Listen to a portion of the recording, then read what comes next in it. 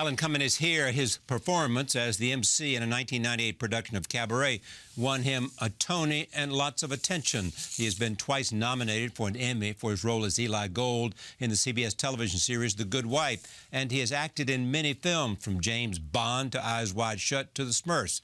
He even has his own line of fragrances. The Scottish actor is currently starring in the Scottish play. He plays Macbeth and Lady Macbeth, as well as almost every other part in Shakespeare's drama. It runs at the Barrymore Theatre until July 14th. I am pleased to have him back at this table. Welcome. Thanks, Glad Charlie. to see you. You too. So why this? Why? Yes. That's the question I'm asking myself too.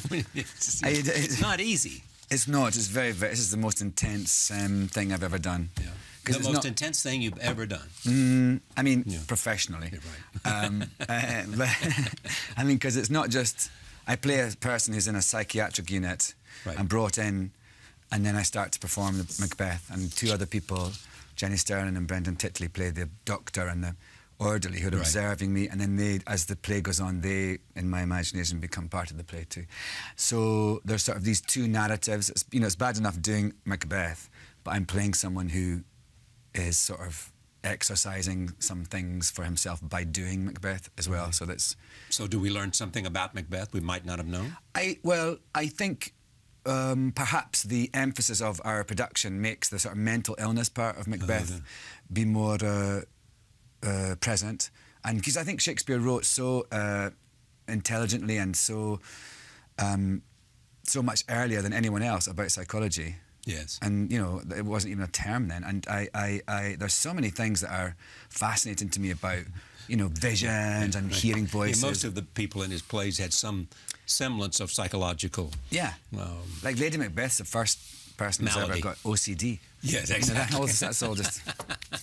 It's true. Exactly. And how is it to play both of them? It's you know, it's great. I mean, I think in a way, what I like about that, playing that couple, is that they are really together. When they're together, they're kind of the same person.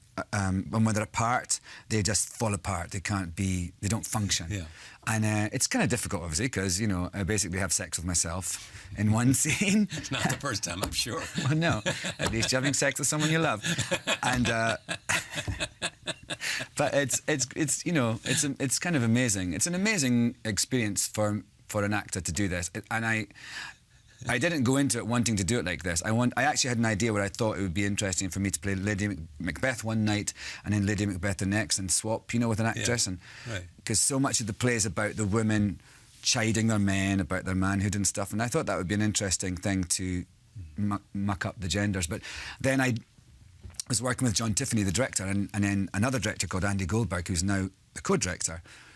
He saw the reading we did and said, I think Alan should play all the parts, and he had this idea to set it in a psychiatric unit. So I was flattered into playing all the parts, basically. But isn't she in some ways a mirror image of him? I mean, don't people write about that? They're the opposite sides of each other. Well, Freud wrote this really interesting article about the fact, well, it's sort of like everything she wishes for, solely sovereign sway and masterdom, he gets, and everything he worries about, she gets. So it's an interesting kind of, they cross and they lose each other, and it's just really, I just think I'm endlessly fascinated by that kind of journey of and I actually really think it's a great thing that two people who function so well together can do anything, and when they stop, when one of them pushes the other one away, they're just ruined. Now, where did that idea of the curse of Macbeth come from? I think it was to do with you couldn't mention his name on stage. I know. Well, yeah, or in the theatre. In the theatre, right. I was like, I'm not, how could I get through this whole experience without saying the name of the Lady Scottish play? I say it, and I respect people if they freak out, but not that much. But I researched, and I think the real reason that it's become this tradition is that you wouldn't say Macbeth, because that would mean that there was another production.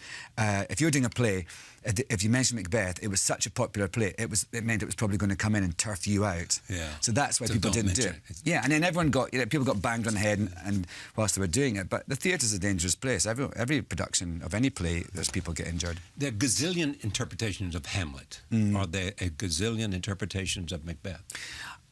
I think so, yeah. And you've been Hamlet too. I've been Hamlet. Yeah. And I think, you know, the interesting thing about new interpretation or a new reimagining, if you will, is that each generation, there's different things going on in that generation that reflect what's going on. Each person that comes to it brings their own experience. And I think that's why they are great plays and why they keep being able to be done and done and done. They can be adapted to any age. Yeah.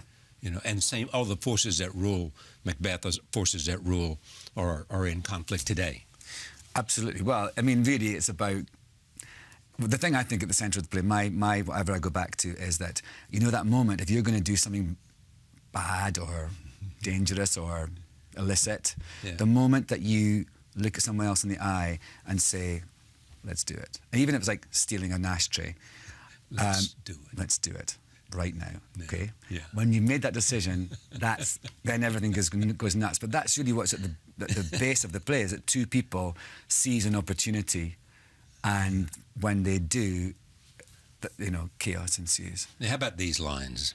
Life's but a walking shadow, a poor player that struts and frets his hour upon the stage and then is heard no more. It is a tale told by an idiot, full of sound and fury, signifying nothing. What does that mean to you? Pretty bleak.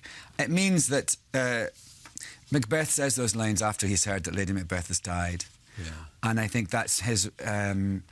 In our production, for me, who the character of the man who's come into the psychiatric unit and Macbeth have this sort of realisation that, you know, life is so bleak, and we're all being told that there's more to it and everything. There's this great kind of afterlife, and there's this whole journey that we're on, and we're not.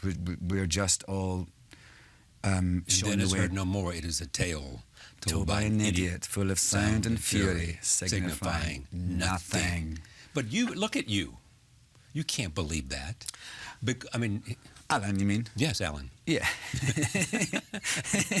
Thanks, Charlie. But I mean, look at you. I mean, you're doing what you want. You've got... Yes, I think I see it as more... one with yourself. Yes, but I'm not. I'm an atheist, and so if you think about it on that level. Oh, so this has to do with with heaven and hell. With and future, all that. I think so, and I think also there's an element that we all buy into. I mean, I guess for Alan, what it is like seize the day, because you know there's no, and I actually am like that, and I think the realization that it's, you know, I think we all die alone. We all, you know. We go out like we come in. Yeah, and I think that's okay. Yeah. I've been thinking recently. I got these. I have an anaesthetic and go under, and I remember thinking as I went in, I thought, this is like dying. Yeah. Oh, well, it's not so bad. Boom. Yeah. Well, when I went in for heart surgery, you know, right before you know you're going to be asleep, you say, I may not ever come back. Yeah, I know. What's it going to be? I know. So it's like practicing for death. Yeah. I quite like getting it. I quite like it for that reason. Anything else I should say? I know, sure. One more prayer before I close my eyes. I hope I don't say. The worst thing is when you come out. Even if I'm an atheist, let's just not take a risk. Turn. In case. I hate when I came out. The last time I came out of the anaesthetic, I thought President Obama was lying next to me, which is really embarrassing. You thought he was next to you? I thought he was in the next bed. Did you have a conversation? Yeah, we're chatting away about everything. About what? Everything? Because it was in the last election, and we're just talking. I said, how's it going? You must be exhausted. You think you're going to win? Good. Or bad? Or, yeah, I hope not. I remember opening it and go, you know, is President Obama here? And they're like, no, you're in your doctors. Did you like Mitt or not? So what's your favorite line from Macbeth?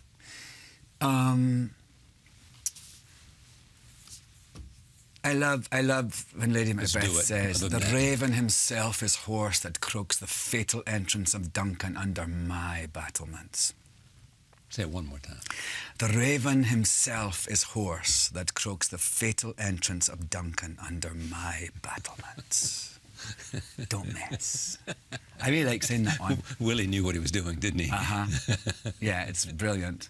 Is it hard to learn? It's hard to learn a whole play. Yeah. Yes, I did that. How do you do it?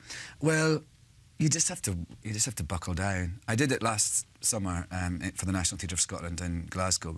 That's where this production started, and we had 6 weeks of rehearsal, and it was like about 5.5 weeks into it before I felt I know it. 5.5 weeks of rehearsal before I knew thought, it all. I got it. Yeah. And once you start, do you ever forget a line? Oh yeah. Oh, you do. And I kind of make up things sometimes. You make them up, yeah. The worst thing is when you, it's it's a lot to do. It's an hour and 45 minutes just rambling on. I occasionally make little mistakes, but the worst is when you make a mistake on a really famous speech. You know, the old audience is saying along with you. The Star Spangled Banner. Yes. For a spell, I kept getting double, toil and trouble wrong. Yeah. You know, that's not good. No. But, I mean, I did a little bit part in The Good Wife. Yes, you did. And what you've got to learn is you've got to learn everybody's lines. Yeah. Because you've got to play off of them, and you got to know how long to pause, and you got to do all that stuff, I guess. I mean, maybe real actors don't think about those things. Well, you need to know when they're stopping speaking. Yeah, exactly. You really do, don't you? Yeah. You know. Because otherwise, I mean, but I think learning lines is one of those things that people who are not actors and not used to it are think is much scarier than it actually is. I mean, like, you've got to do all these research and do all these things and listen to people in your ear, and do you know what I mean? Be cognizant of many things, and that's a skill that I would be sort of nervous about just taking up. So it's horses for courses. Easy compared to acting. You think? What happened? This production came into being because you and John Tiffany did what? Just decided that. Well, we did the Back Eye together a couple of years ago, and I think I wanted to work with John, and then so I suggested Macbeth, and he had never directed a Shakespeare before, and so I kind of we told him my idea for that. So we started doing these readings, and then the night we had this reading, I thought had gone terribly, and all these producers were wanting to do it. Andy Goldberg, the other director, was in the audience, a small audience, and he kind of came into the mix, and this is how it ended up. Yeah. And it runs through July something. July 14th at the Barrymore Theatre. Yeah. Here is what Charles Isherwood of the New York Times said. No. Watching Cumming perform the personalized rendition of Macbeth, I was at times more intrigued by the battle going on between the serious actor and the shameless entertainer that I was by the tense struggle taking place in the divided mind of Macbeth. Is there any struggle in you between a serious actor and an entertainer? No, because I think they're the same thing. I think, I think there's a terrible, I mean, especially in America, I have to say, there's this whole kind of thing about legit plays and musicals and comedies. And I actually think, that if you're an actor, you're an actor. And I think you have to be, I think, the thing why I get on so well with John is that he's a showman, and I think I'm a showman as well. Yeah. And that doesn't mean you're always going to be doing this. It means that you understand the idea of just connecting with an audience and whatever form that is. And you have a wider range that you can do. I mean, some people can't be a showman. No, some people can't. I mean, good actors can't be. Yes. But I think also it's a Scottish thing. I think it's a real thing about our form of theatre is much more about engaging with the audience and using stuff like song. A lot of our political theatre has come from storytelling and songs and kind of traditional things like that. So we're always very I like to see people's eyes. I like to look into their eyes and connect with them, and that's why I've really enjoyed. I've been singing a bit, doing my sort of concerts over the last few years, and that's been amazing because I'm actually connecting with people as me, not as a character, and I think that's really what I think you should do as an actor. Anything you want to do you haven't done? Not really. No, I mean, it sounds like I'm finished, but no, I've got. I don't actually think I'm content in that way. I'm not. I don't think I'm striving for. But I'm constantly stimulated by people and things. And are you coming back to Cabaret? Why do you laugh? Because I got briefed right before this. I'm not supposed to say I am because it's not been officially thingied. And is that what they said, Ned? You can't mention Cabaret because it's not official. Yes. Okay. Yeah. So you didn't mention it. I didn't mention it, but Yeah. Take a look at this. I want to see a scene from Macbeth before we go. Here it is. If 'twere done when 'tis done, and 'twere well, it were done quickly. If the assassination could trammel up the consequence and catch with his surcease success, that but this blow might be the be-all and the end-all here, but here, upon this bank and shoal of time, we jump the life to come. But in these cases we still have judgment here, that we but teach bloody instructions, which being taught, return to plague the inventor. This even-handed justice commends the ingredients of our poison chalice to our own lips. He's here in double trust. First, as I am his kinsman and his subject, strong both against the deed. Then, as his host, who should against the murderer shut the door, not bear the knife myself. You said that the thing about this production is that it's not only the chutzpah of it, it's also the stupidity of it. What's that mean? I think that the idea of doing a whole play yourself, nearly, and setting it in this... I mean, I just think it's... Ballsy. Yeah. It's ballsy and it's out there. And I you know, this is the thing of everything I've done some ballsy things, but I think, you know, I once in every wee while, I think I'm going to do this. I don't know if I can do it. Yeah. It's the most challenging thing. I'm going to try it. But with this one, I actually thought I couldn't do it at one point. Do it. I thought I wasn't going to be able to pull it off. This was after you started? Yeah, in rehearsals.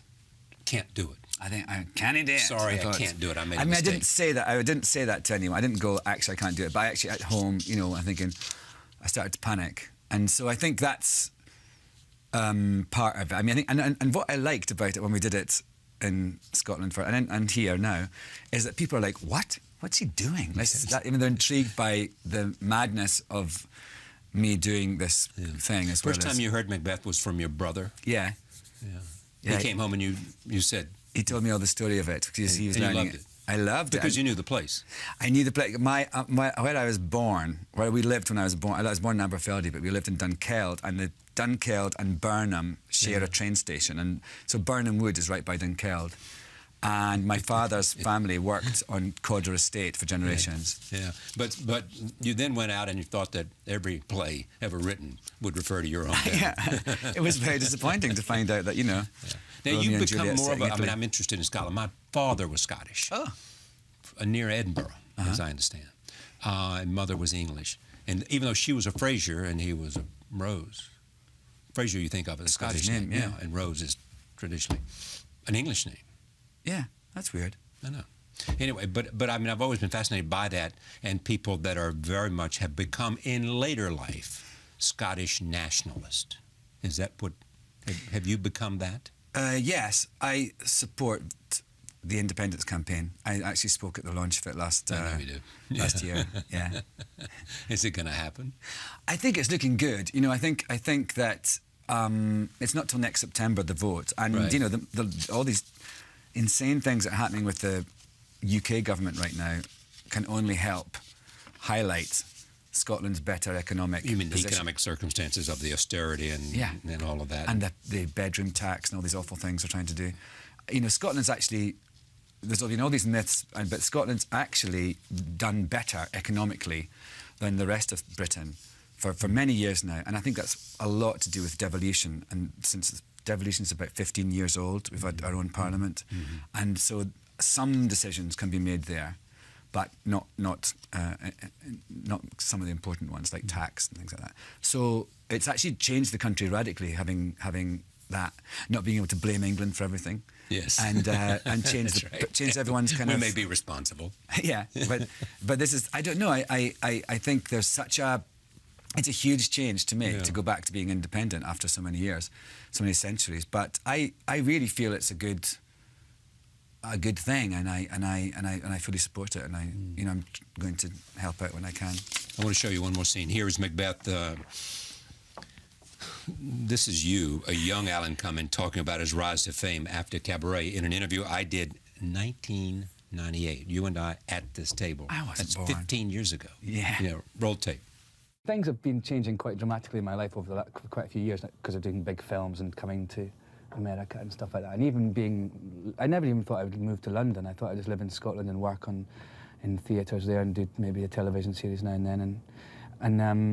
And I, you know, just when I started, I did a lot of kind of community tours and going away over, playing in little town halls and village halls. Once we were unloading the set and there was a sheep coming into the theatre. It was a little just hall in the middle of the Highlands. So it's such a big change. It's really quite extraordinary to think that... What's happened to you? Yeah, and it's not at all how it's not that I didn't want that and I wanted this. It's just I've fallen into it and it's just what's happened. And I equally would have been as happy doing that, I think. Sometimes I would like to be back going around just having sheep in my wake.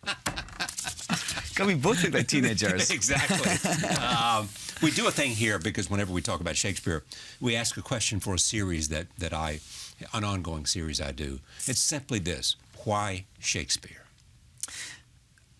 I think he has things to say about the human condition that are so incredible and so relevant and so kind of penetrating and curious. I just, every time I do him, I'm just amazed about the depth and the brilliance of him. Yeah. You say to yourself, damn, he's got it. I wish I could have said it that way. Yeah, well, or just like or juggling so many ideas. There's all like 10 things going on, and it's I love doing him.